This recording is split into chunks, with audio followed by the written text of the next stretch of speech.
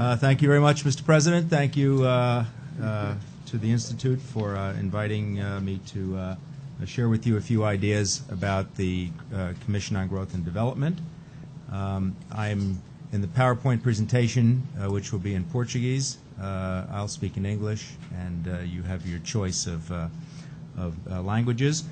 I'm going to try to connect up the work of the Growth Commission, which I'll describe to you briefly, and the documents are out there, with the current crisis in the world, which is unprecedented since the Great Depression. It's created a new and very vigorous role for government. It's led some to question whether globalization is still the dominant model. If you follow the Financial Times, they talk about the end of capitalism quite frequently. But at a minimum, I think it means that we need to reevaluate and recalibrate what we think we know. And I want to do it in the context of the Growth Commission, which the President referred to. So the Growth Commission is a panel of independent policymakers. It is was constructed and worked over a 2-year period. Please. I feel better with you next to me. Basically, the Growth Commission was trying to look at countries that were successful and see whether or not we could draw lessons for the future.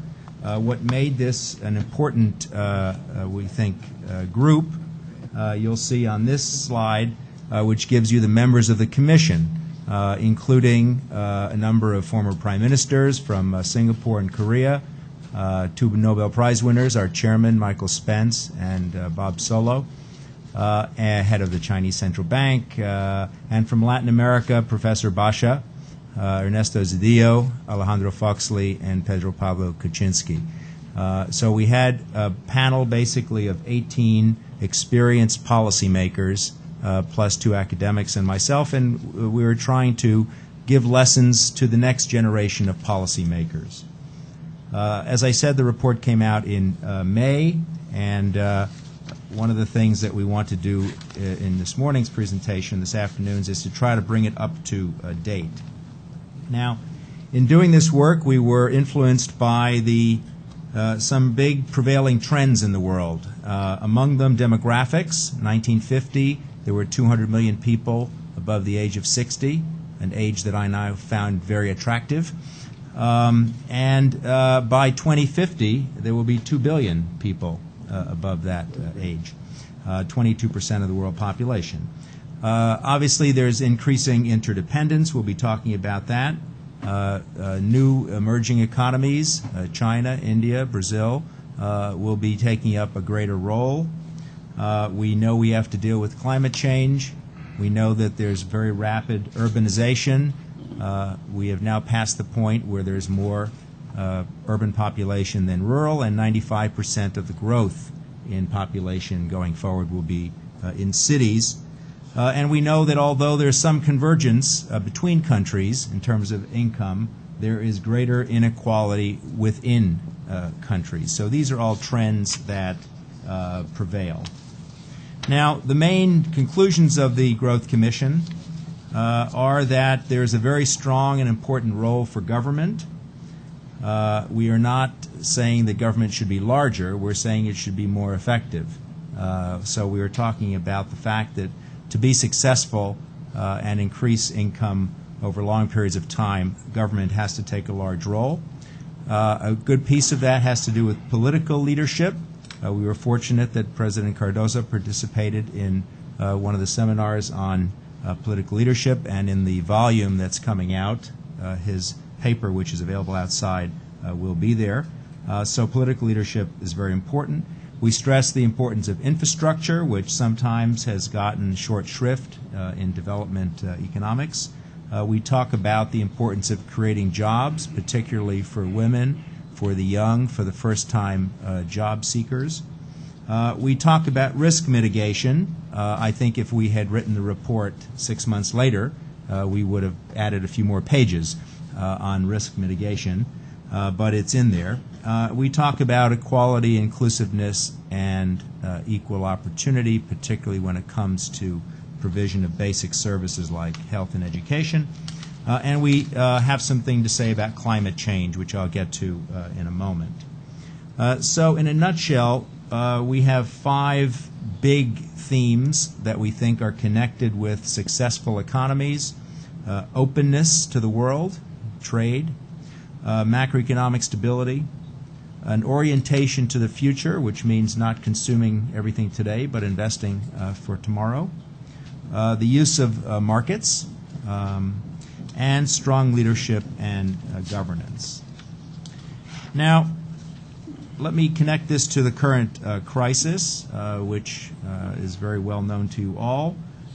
What makes this crisis unique is the fact that it originated in the advanced economies and not in the developing world, that it's a crisis both of confidence and of the financial and real sectors, and that dynamic has caused a tremendous problem. It's a synchronized recession, the idea that countries are independent or decoupled is not sustained by the facts. The fact that the solution will require sustained, coordinated responses is clear, and that we will see changes in the way regulation is managed in the world is also clear. So this tells you in a nutshell the growth rates of the world since 1980 in purple. You see that there was a big recession in 1982, but basically we've never seen a drop of the type that we have witnessed in this year, 2009. The green is the growth rate of emerging economies. Luckily for Brazil and for others, the shock is not as deep, but the shapes of the curves are absolutely synchronous. Another point that's worth looking at is what have been the sources of growth and what have been the sources of trade expansion. And if you look at the period 1990 to 1999, on the left-hand side you'll see that average growth was about 6.2, of which the rich countries accounted for 5 points out of the 6.2 in the 90s, whereas since 2000, where the growth rate has been 8.6 on average, the rich countries have accounted for only 5.3.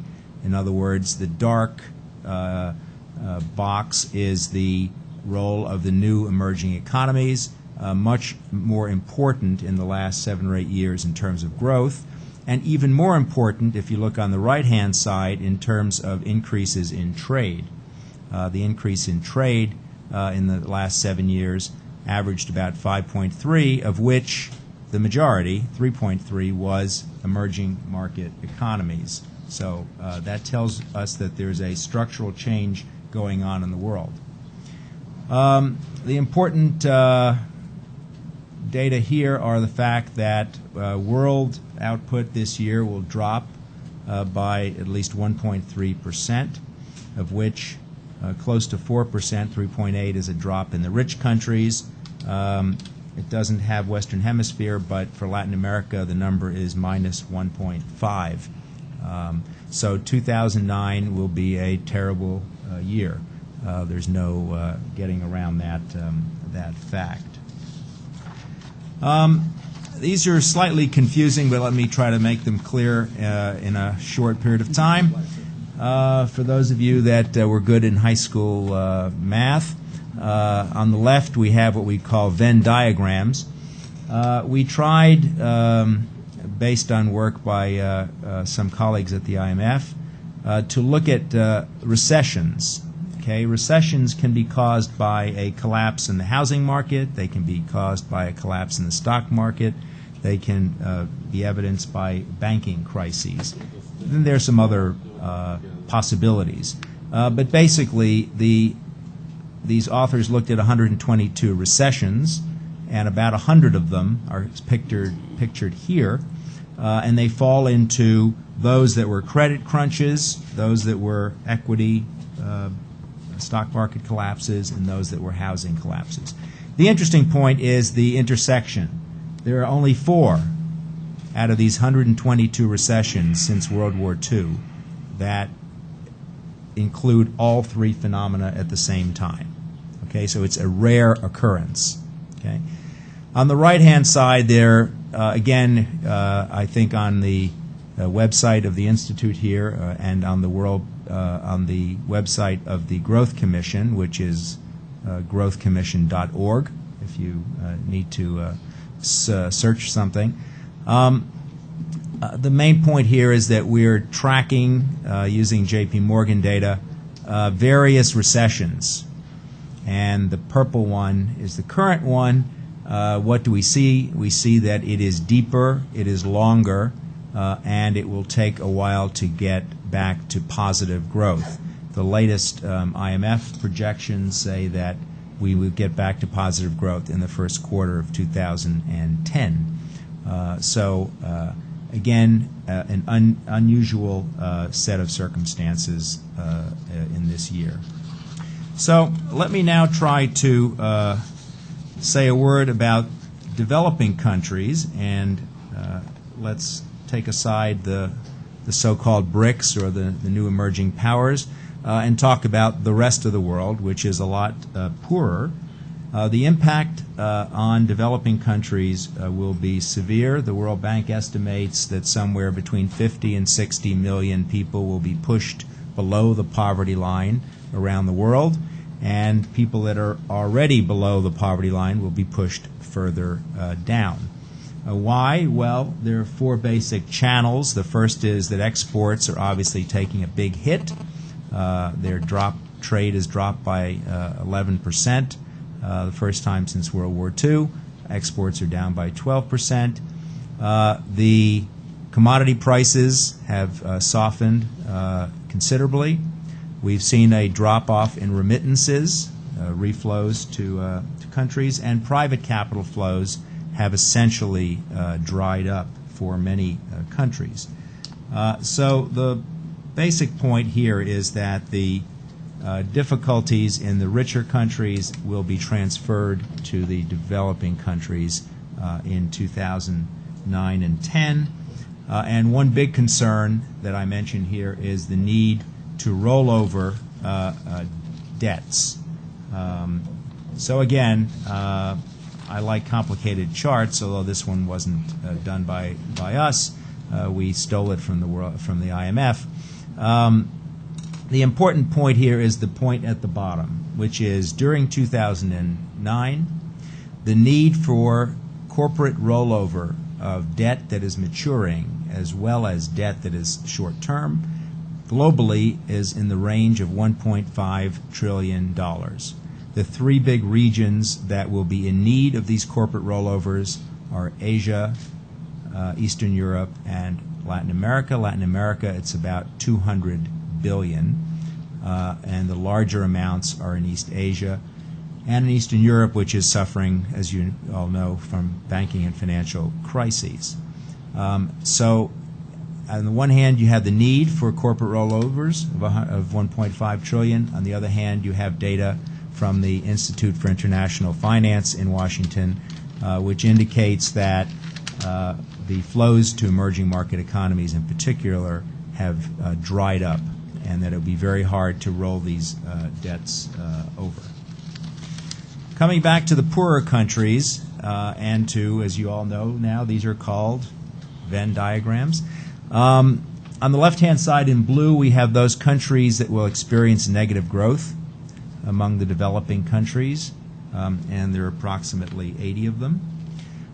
In the green, we have the approximately 50 countries in the world for whom at least 20% of the population lives on less than $1.25 a day.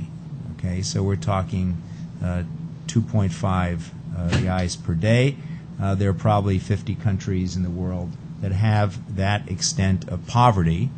The intersection are the ones that we at the World Bank worry the most about because they have high poverty and low growth, and there are about 30 of them. 18 of them are in Africa, which is the region that has done the worst and will have the greatest challenges. Okay, let me try and move to the second part of my talk, and that is to try and extract some lessons for the future in terms of where we are headed in terms of globalization, and link it back up to the views of the Growth Commission. Observation number one is that the global economy is unlikely to return to the boom conditions that we have seen in the last 7 or 8 years. The idea that we will have expanding trade, low interest rates, and plentiful capital it seemingly is over. In other words, even after a recovery in 2010, very few people expect that we will return to the same path that we were on. With this comes a certain skepticism about the benefits of globalization, or how much one can rely on globalization. Luckily, there's not been a significant turning away from globalization, but I think various countries and observers are beginning to reconsider what it is that we can expect to benefit from globalization. The second big point is that we have seen a change in the need and the roles for financial regulation. That's pretty clear coming out of the G20 meeting, etc. So there will be changes in the way finance is managed and regulated. Point number 3 is that the role of government is changed considerably, which will have some implications for long-term economic management and growth, and I'll come back to that in a minute. Climate change continues to be an important concern, and some countries, as part of their fiscal stimulus, are trying to deal with climate change and have a green stimulus. But the extent to which that's possible in the short term is a bit questionable. If you have very high unemployment, which is now rising in almost every country and is expected to peak in 2010, it may be too much to ask that the fiscal stimulus deal with rising unemployment and the green issue. Overall, however, the last point is that developing countries are going to have to adjust to these external circumstances that are changing. That's not to say that anyone believes one should turn away from export models or an openness, but the benefits that one will get from that will be less. Therefore, it is important for all countries to be more competitive, to invest more in logistics, to invest more in science and technology, to get more benefit out of each unit of exports. That exports will be dropping over the next 2 or 3 years is seen in this chart. We're talking about a prolonged slowdown. People have talked about the shape of the curve, whether it's a U or an L or a V, and people talk about the W. The W doesn't refer to Bush, thankfully, although we would like to blame this on him too. But it refers to the fact that in countries like the U.S., once the recovery starts, because of the increase in public debt, interest rates will start to rise. Normally, central banks, and under those circumstances, would begin to clamp down. In this case, it would be unlikely and probably unwise for the U.S. to clamp down in 2010 because the recovery will just be starting. So if you did clamp down, you could have this W. That's the shape of the curve. So I think there will be some questions about the export-led model because a number of countries, perhaps even including Brazil, are looking to domestic demand to substitute for some of the drop-off in export demand. But one has to be quite careful not to make some of the mistakes of the past. And in the Growth Commission report, we have a page or two where the commissioners put down a list of what we call bad ideas. And I think if we were, again, to rewrite this report today, we could add to that list. So going forward, somewhat slower growth and slower growth of world trade. I think less of an acceptance also of big imbalances. I mean, it's no secret that the big driver of growth over the last 5 or 6 years has been the American consumer, whose savings went down basically to zero, and a accumulation of big surpluses on the other side, particularly in China, but also elsewhere. This accumulation of big reserves and running of big deficits is unlikely to be repeated for a while. On the U.S. side, because the American consumer is going to have to begin to save to rebuild assets lost in the stock and housing collapse. And on the side of the Chinese, let's say, they've gotten to the point where they're not so happy holding a lot of dollars. My answer to the Chinese, however, when they complain about this, is to say that the second largest stock of debt in the world after dollar-denominated debt is, I don't know if anyone wants to take a guess, Italian-denominated debt. So they have a choice, U.S. or Italy. You take your choice. Moving on, let me skip this one. One of the big concerns about slower growth and a greater reliance on domestic aggregate demand is the concern about protectionism. So this chart shows the incidence of what we call anti-dumping suits, which is the kinds of measures that countries put in place when they want to slow down imports. What's a bit disconcerting is that the incidence of anti-dumping suits has gone up in the last year or two, and that 16 out of the 19 countries of the G20 have instituted some form of protectionism. Not in the worst shape yet, but there are some signs out there, and when unemployment goes into double digits, countries tend to have less political resolve to resist protectionist measures. For those who wonder why there are only 19 countries in the G20, the answer is the EU has a seat. I don't know why. Moving along, let's talk a little bit about what's going to happen perhaps in the financial sector going forward. I mentioned what's happening in terms of growth, in terms of trade. One can expect an increased flight to quality. There's a general process of deleveraging going on, people calling back their loans. There may be less of an appetite to rely on foreign financed capital. And there will be increased regulation, which will obviously reduce leverage and reduce the availability of funds. How that regulation will emerge, we don't know. There have been some proposals from the Stiglitz Commission at the UN and in other fora to have a global regulator, but I don't think that that is very likely. This is one of my favorite graphs, so let me explain it. This shows flows of capital to developed or emerging market economies over the last 30 or 40 years. Even to the casual observer, you will notice a few interesting features. It looks like the Alps, and the Alps are getting bigger as you go on to the right.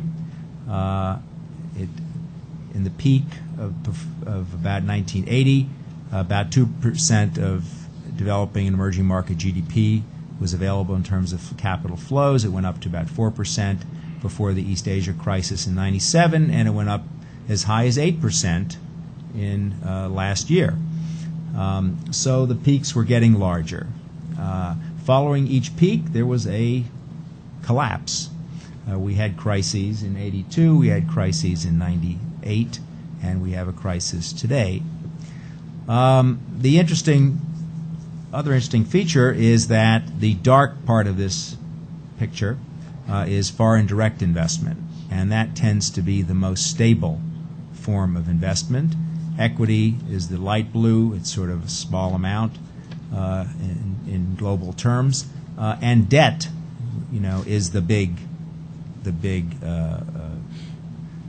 flow. And the question is, will countries go back 3 or 4 years from now to the same pattern of borrowing as they did in these past periods, knowing what we know, which is that following every peak there is a drop. It leads one to wonder whether or not countries like Chile, that instituted some disincentives for countries to import short-term capital in the 90s, were perhaps not doing something smart, because Chile managed to avoid the worst of the tequila crisis and the worst of the Russia crisis as a result by putting a small tax on short-term capital, basically saying we're not so fond of short-term capital. Why don't you look somewhere else? And just that little tax managed to protect them. FDI is the most stable, so that's the one you want to encourage. But I just leave that for your consideration. Let me come back to the financial deglobalization in terms of medium-term implications. One implication of deleveraging, greater selectivity, less interest in taking risk in financial markets is that the price of borrowing, the price of capital, will go up. And many countries will therefore find it more attractive to develop their own domestic capital markets, and that may not be a bad thing if it's done in a smart way. A second implication may be that countries may need to worry a bit more about generating their own domestic resources, particularly taxes. So if you go back to the previous chart, this, on the left-hand side, percentage of GDP, it may well be that you want to generate a few more percentage points of GDP through tax revenue than you want through external borrowing. Now, obviously, you wouldn't want to do this right now. This is, not a good time to raise taxes. But as a structural issue, countries may wish to do that. There's great variability in tax take. Brazil has a very good revenue take. Mexico has a very poor revenue take. Mexico has relied a lot on petroleum revenue, and that was a big mistake in the views of many. So we're going to see some changes in terms of intermediation that I just mentioned, and developing countries will need to put greater emphasis on domestic-led financial development without engaging in some of the bad ideas of the past. So let me be very clear about that, which is the fact that government in the crisis is taking on additional roles, the fact that capital will be less available in the future and therefore domestic sources may be needed, neither of those 2 points should lead one to repeat, I would say, mistakes of the past. And I think this is not a point one needs to dwell upon in Brazil. We will also see changes in regulation. We know that the new regulatory landscape will involve changes in capital requirements of banks. There is talk about countercyclical capital requirements. Obviously, one wants to deal with the question of excessive leverage. It's interesting, the countries that have done the best in this crisis have been, among the richer countries, let's say, have been Canada and Spain. And they both have a different way of looking at banking supervision.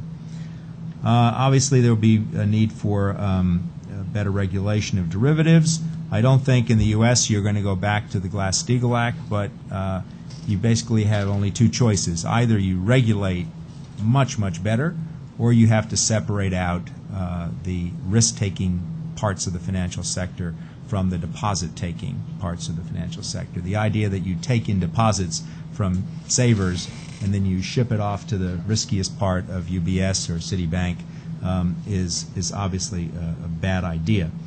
The Financial Stability Board has been created to replace the Financial Stability Forum, and the IMF is now looked at not only as the lender of last resort, and that was not a role in which they were particularly popular in the last decade, so that most countries ended up self-insuring and holding immense amounts of reserves. But now they're getting into the preventive business through their new flexible line of credit, which is a better role in today's market.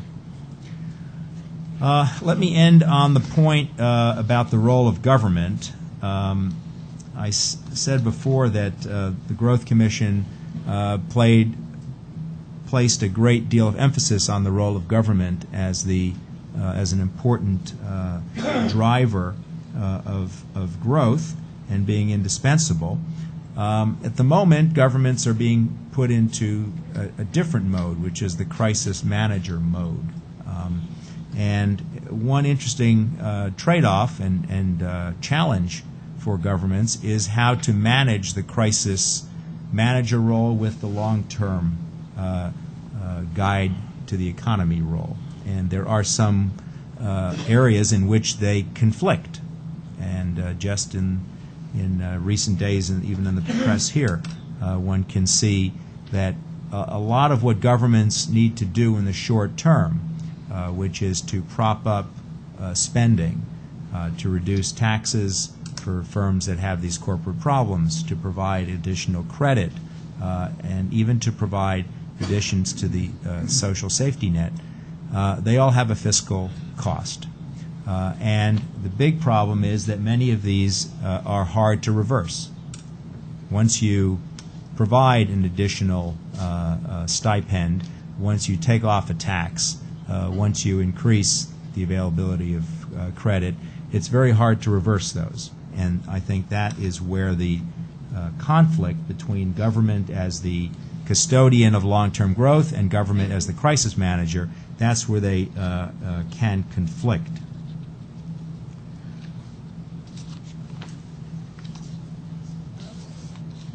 Again, if you look at the role of central banks, and in Brazil, the central bank has done, by all accounts, a very good job over the last decade, starting with the dream team, I like to call it, that President Cardoso put in place when he was president. But if you look at the U.S., which is in red, the balance sheet of the Fed has probably tripled in the last year.